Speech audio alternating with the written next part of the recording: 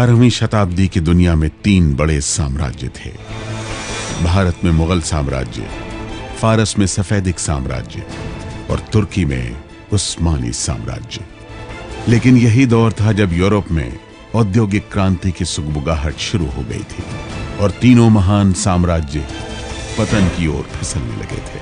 इसी दौर में भारत से तकरीबन 2500 किलोमीटर दूर उदय हुआ नासिर कुली खान उर्फ नादिर शाह का, जो बहुत जल्दी दिल्ली के लिए नासूर बनने वाला था, दिल्ली को रक्त रंजित करने वाला था।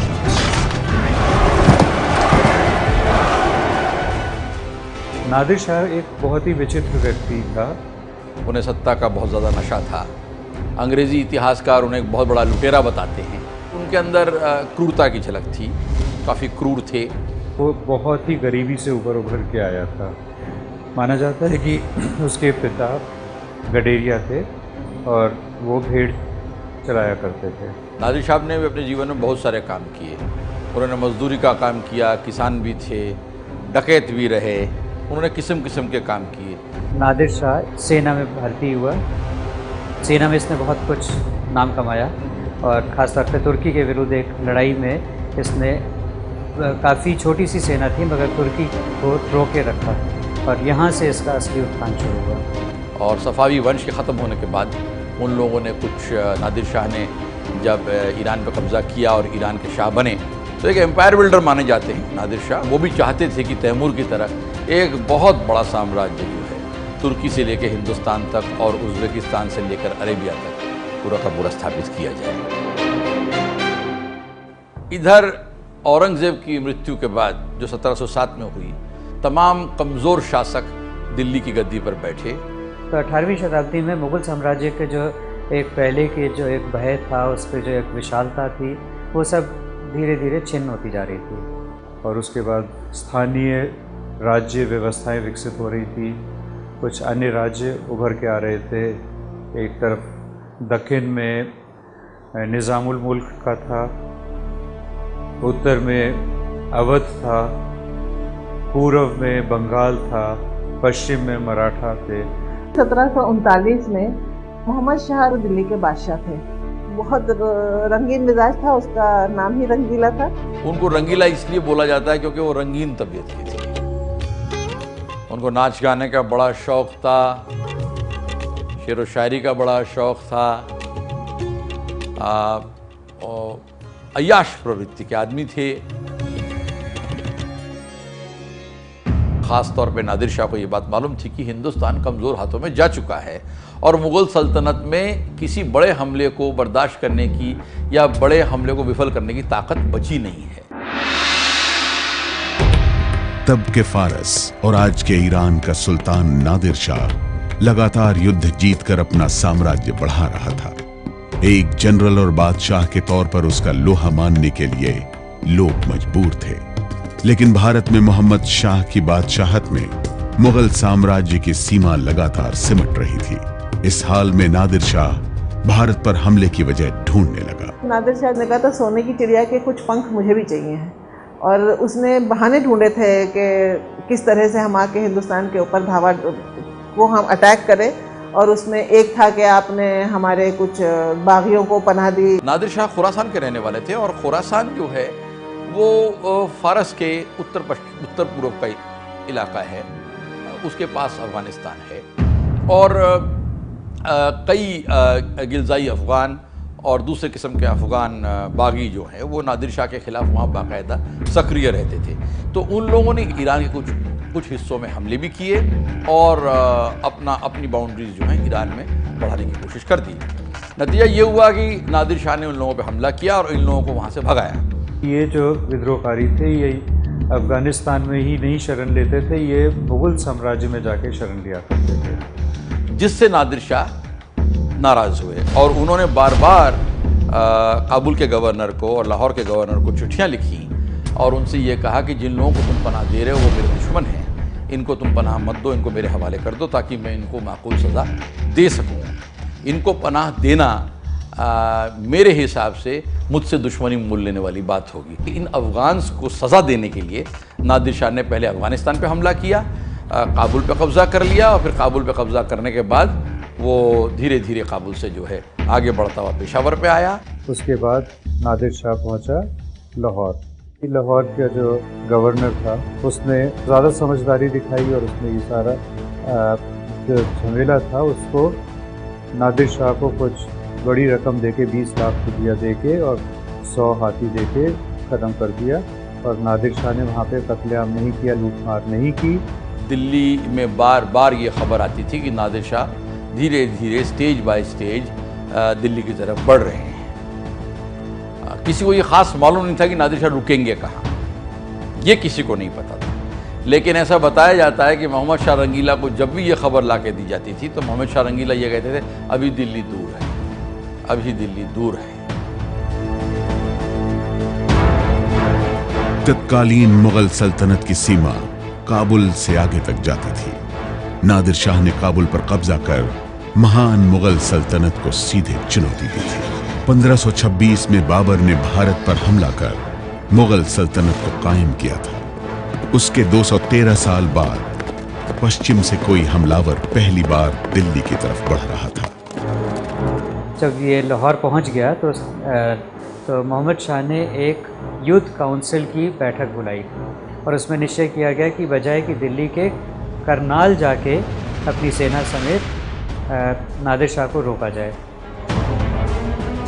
मोहम्मद शाह ने उसके जो दो सबसे बड़े गवर्नर्स थे, सादात खान जो कि अवध का अध्यक्ष था और उसके पास बहुत बड़ी सेना थी, उसे और निज़ामुल मुल्क को जो कि दक्कन का निज़ाम था, उस दोनों को कहा गया कि तुरंत करनाल में जाके एकत्र हों।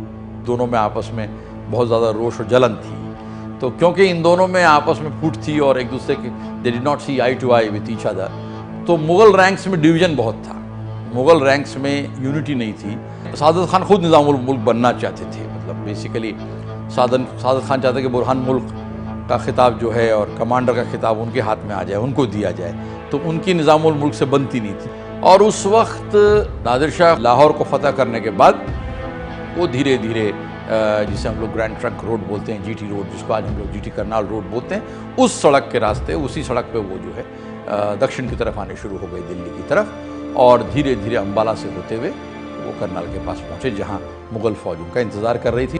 नादिर शाह की सेना पहुँची तो उस समय तक सादात खान वहाँ पहुँचा ही नहीं था। निज़ामुल मुल्क अपनी सेना लेके पहुँच गया था। मोहम्मद शाह रंगीला के पास 300 से ज़्यादा बंदूकें, भारी भारी तोपें इनके पास थीं। 2.5-3 लाख की बहुत बड़ी सेना थी, जिसमें कई किस्म के लोग थे।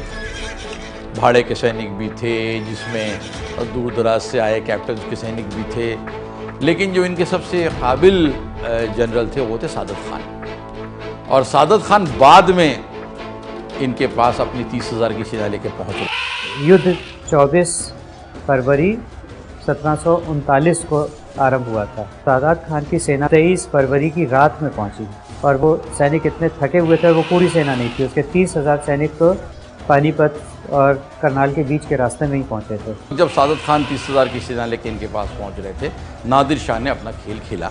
सादात खान अपना पहुंचने के बाद सम्राट के सामने अपने को हाजिर करने के लिए पहुंचा तो पीछे से नादिर शाह ने अपनी एक टुकड़ी सादत खान के जो कैंप फॉलोअर्स थे, जो बैगेज ट्रेन था जिसको हम लोग बुनगे बोलते हैं, उनको लूटने के लिए एक टुकड़ी भेजी, जो सही मायने में डाइवर्जनरी टैक्टिक था। जब सादत खान को ये लगा कि मेरी बैगेज ट्रेन लूट रही है, तो सादत खान ने अपने आप को वापस मोड़ा, अपने ट्रूप्स को वापस मोड़ा और बैगेज ट्रेन की तरफ बढ़ने लगे। सादात खान पीछा करते हुए बहुत आगे निकल गया और उसका और मुग़ल सेनाओं का संबंध टूट गया। सादात खान पूरी तरह युद्ध नहीं लड़ सकता था।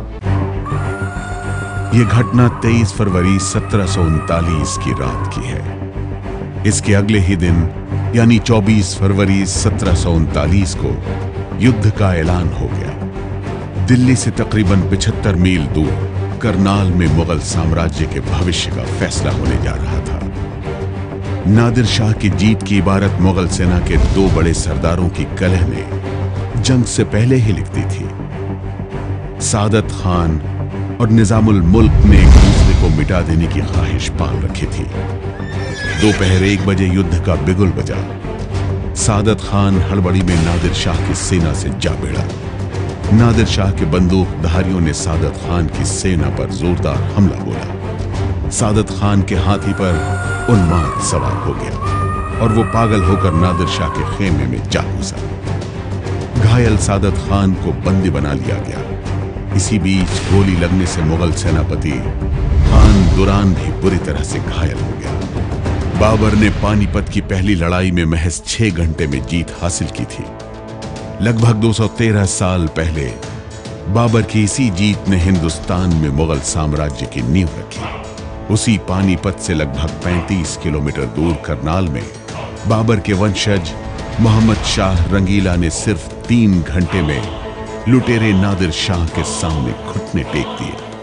हारे हुए मुगलों की तरफ से निजामुल मुल्क नादिर शाह के पास पहुंचा, इस उम्मीद के साथ कि नादिर शाह 50 लाख रुपए और कुछ हीरे जवाहरात लेकर वापस ईरान लौट जाएगा। नादिर शाह को प्रस्ताव दिया गया युद्ध समाप्त करने के लिए कि वो 50 लाख ले ले और कुछ और उपहार दे दे, कुछ उनको हाथी और घोड़े दिए जाए और उसके बाद वो वापस चले जाएं, जिसके लिए नादिर शाह तैयार था। लेकिन अभी दिल्ली की आबरू लूटी जानी बाकी थी। दिल्ली के इस लूट की इबारत किसी और ने नहीं बल्कि खुद मुगलों ने ही लिखी थी, कहीं अपनी बेवकूफ़ी से तो कहीं आपसी रंजिश से। लेकिन उसके अंजाम का अंदाजा किसी को नहीं था।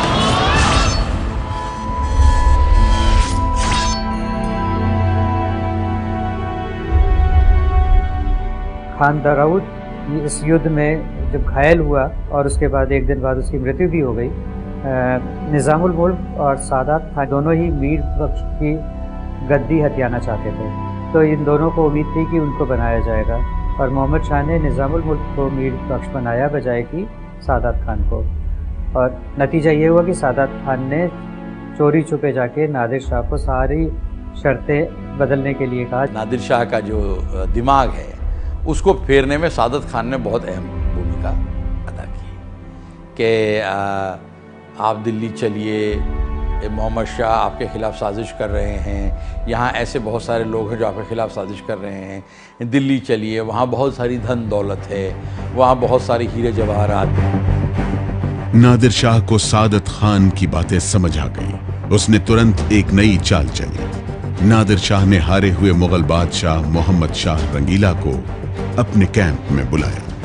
मोहम्मद शाह रंगीला बिना सोचे समझे अपने कुछ अंगरक्षकों के साथ नादिर शाह के कैंप में जा पहुंचा। मोहम्मद शाह रंगीला गया तो था अपनी मर्जी से, लेकिन लौट नहीं पाया। नादिर शाह ने उसे अपने यहां नजरबंद कर लिया और कई शर्तों के साथ दिल्ली रवानगी का फैसला लिया। 20 करोड़ रुपये तुरंत वहाँ दे। फिर ये मांग बढ़ के 50 करोड़ हुई, जिसमें कहा कि 20 करोड़ यहाँ दिए जाएंगे, बाकी 30 करोड़ 10-10 करोड़ के इंस्टॉलमेंट में अलग अलग जगह पे पहुँचाए जाएँ। मुग़ल सम्राट ये देने के लिए तैयार नहीं था क्योंकि उसके पास इतना धन एकदम से निकालना मुश्किल था। कुछ समय के बाद इन लोगों ने निश्चय किया कि ये अब दिल्ली जाएंगे। उसके बाद फिर वो दिल्ली की तरफ आते हैं। जब दिल्ली से निकले थे तो मोहम्मद शाह जो थे वो दिल्ली के बादशाह थे, लेकिन जब दिल्ली में वो वापस आए हैं तो नादिर शाह बादशाह थे। और शालीमार बाग जो आज के दिन दिल्ली यूनिवर्सिटी के कैंपस के आगे है था, वो आके शालीमार बाग में रुक गया और मोहम्मद शाह जो है वो सर झुकाए हुए किले में दाखिल हुए। उन्होंने मोहम्मद शाह रंगीला को अंडर गार्ड मोहम्मद शाह रंगीला को दिल्ली भेजा वहाँ से कि आप पहले शहर में जाइए और जा कर के हमारे इस्तकबाल का माकूल इंतज़ाम कीजिए।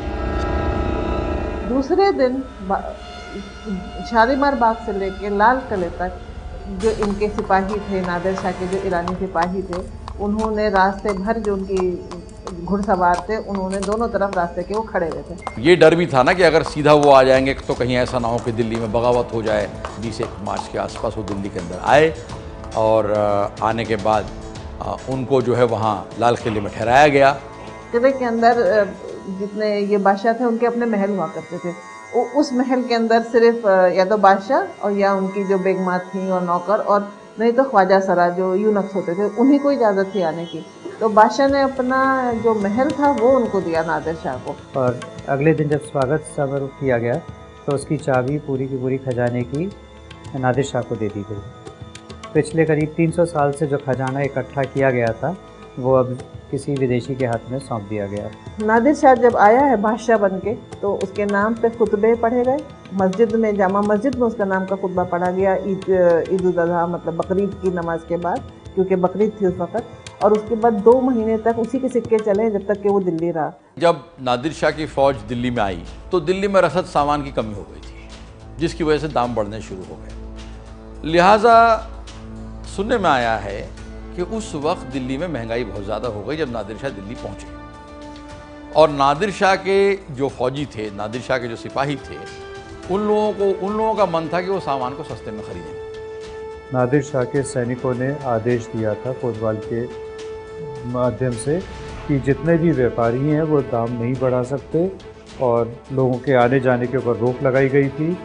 तो पहाड़गंज में बहुत बड़ा बाज़ार था, बहुत बड़ा गंज था, जहाँ नादिर शाह के कुछ सिपाही सामान वगैरह ख़रीदने गए थे तो उनको वहाँ सामान बहुत ज़्यादा महंगा लगा, जिसकी वजह से कुछ उनमें नोक-झोंक हुई और शायद कुछ सिपाहियों पे कुछ व्यापारियों ने हमला किया और कुछ बाज़ार के जो क्राउड्स होते हैं, बाज़ार में जो लोग खड़े थे, उन लोगों के हाथों नादिर शाह के कुछ सिपाही मारे गए। दूसरी कहानी ये भी है कि नादिर शाह जब दिल्ली में दाखिल हुए तो उस वक्त उनके दाखिल होने के थोड़े ही घंटों बाद दिल्ली में एक अफवाह उड़ाई गई कि नादिर शाह का कत्ल कर दिया गया है।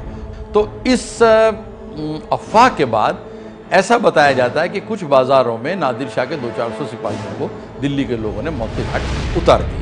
ये बात रात में पता चल गई नादिर शाह को। नादिर शाह को फिर भी कहते हैं यकीन नहीं आया। दूसरे दिन उसने अपने सिपाहियों को बुलाया और 7 बजे सुबह वो निकला देखने के लिए शहर में कि क्या हो रहा है। तो उर्दू बाज़ार और चांदनी चौक के बीच में एक मस्जिद थी जिसका नाम था रोशनुद्दौला मस्जिद। बहुत ही खूबसूरत थी उसमें, क्योंकि सुनहरी केसिंग लगी हुई थी उसकी गुंबदों पे, डोम्स के ऊपर, तो वो सुनहरी मस्जिद भी कहलाती थी। जब नादिर शाह निकले हैं महल से तो बहुत दूर का रास्ता तो था नहीं, वो वहाँ पहुँचे। उस वक्त नादिर शाह पे किसी ने गोली चलाई। नादिर शाह पे जो गोली चलाई गई वो नादिर शाह को तो लगी नहीं, लेकिन नादिर शाह के उनके साथ उनके एक सिपाही या कमांडर थे, उनको गोली लगी, वो मारे गए उसमें। बस फिर तो क्या था, खून चढ़ गया इनको। ये सीढ़ियों पे चढ़े और सीढ़ियों पे से चढ़ के आंगन में पहुंचे तो उन्होंने अपनी तलवार जो थी अपने म्यान से निकाल कर उसको खड़ी कर दी। जब तलवार को म्यान से निकाल के चमकाया जाता है धूप में, तो उसका मतलब फौज को इजाज़त दे दी जाती है कि अब आप कोई कायदा कानून नहीं मानेंगे और कत्लेआम करेंगे, लूटपाट करेंगे। और जब तक ये तलवार म्यान में वापस नहीं जाएगी तब तक कत्लेआम चलता रहेगा। ये कत्लेआम फैलता ही गया है। चांदनी चौक का जो पूरा इलाका है जहाँ पे ये दरीबा है, उसके बाद वहाँ से फिर पीछे चौड़ी बाज़ार, जामा मस्जिद होते हुए दिल्ली दरवाज़ा जो आज है उस से लेके बाहर पहाड़गंज तक ये फैला। जहाँ जितने लोग मिले उन्होंने मारे, जो भाग सके वो भाग गए। तो ज़्यादा कत्लेआम जो हुआ बड़े बड़े बाज़ारों में हुआ, जहाँ लोग निकले हुए थे ख़रीद फरोख्त के लिए, दिन का सामान लेने के लिए, जहाँ उनको लोग मिले, जहाँ दुकानदार मिले, जहाँ उन्हें व्यापारी मिले, जहाँ मालदार लोग मिले। 30,000 से लेकर करीब 1 लाख तक लोग मारे गए, इसमें मर्द, औरतें, बच्चे सभी। यहाँ तक कि कहते हैं कि 4 लाख व्यक्तियों को मारा गया था इस दौरान, इन 6 घंटे में, जो संभव नहीं प्रतीत होता उस समय के हिसाब से। संभवतः 1 लाख या उससे ऊपर भी हो सकता है। एक डच चश्मदीद मैथ्यूज वान लिप्साई ने रोंगटे खड़े कर देने वाले इस कत्लेआम को इस तरह दर्ज किया। ईरानी जानवरों की तरह बर्ताव कर रहे थे। ऐसा लग रहा था कि खून की बारिश हुई हो। नाले खून से बजबजा रहे थे। कम से कम 10,000 महिलाओं और बच्चों को गुलाम बना लिया। बहुत सारे लोग शायद रोते पीटते जो है परेशान हाल में बदहवास हुए मोहम्मद शाह के पास पहुँचे। निज़ामुल मुल्क जो थे वो इनके वजीर थे मोहम्मद शाह के, और मोहम्मद शाह का वो पैगाम ले गए कि खुदा के लिए ये कत्ल व गारत का बंद करो। और उन्होंने उनसे रहम की भीख मांगी और याचना की कि दिल्ली के लोगों को बख्श दिया जाए। और वो उन्होंने ये भी कहा कि आप दिल्ली के लोगों को बख्श दीजिए, आपको जो धन दौलत जो पैसे, जो सोना चांदी, जो रकम आपको चाहिए, वो रकम मैं आपको देने को तैयार हूं। और उस वक्त फिर इन्होंने अपनी तलवार जो है वो अंदर करी और कत्लो गारत बंद हुआ। नादिर शाह ने कत्लेआम रोकने के साथ एक शर्त रखी। उसने दिल्ली छोड़ने से पहले 100 करोड़ रुपए की मांग रखी। इस मांग को पूरा करने के लिए दिल्ली को फिर से लूटा गया। लूटने वाले इस बार नादिर शाह के सिपाही नहीं थे, बल्कि खुद मुगलों ने ही अपने शहर को लूटा। शहर को लूटकर मुगलों ने नादिर शाह की शर्तें पूरी की। हवेलियों में गए और हवेलियों में जो बोर्ड्स थे, जो लकड़ी के तख्ते थे, तहखानों में तख्ते थे, उन सबको हटाया गया, क्योंकि ये माना जाता था कि लोग अपने तहखानों में धन छुपाते हैं। तो वो सब तोड़े गए, लूटा गया। 57 दिन बिताने के बाद नादिर शाह ने 16 मई 1739 को दिल्ली को छोड़ दिया। नादिर शाह वापसी में मुगलों की 8 पीढ़ियों की अकूत संपत्ति और खजाना लेकर जा रहा था। उसका सबसे बड़ा इनाम तख्त ताऊस था, जिसमें कोहिनूर और तिमूर माणिक के जड़े हुए थे। लूट का सामान 700 हाथी, 4000 ऊंट और 12000 घोड़ों से खींची जा रही अलग अलग गाड़ियों पर लदा था। इतना खजाना लूट के लेके गए हैं कि 3 साल तक उसने टैक्सेस नहीं लिए अपने ईरान जाके वापस।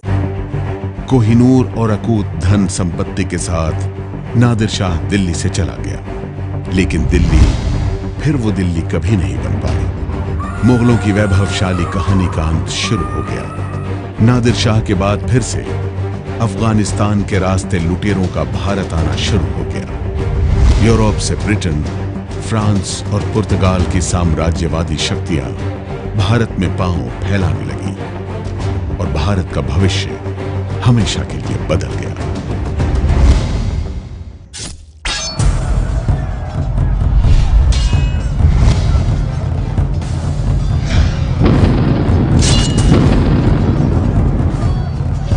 ये है एबीपी न्यूज, आपको रखे आगे।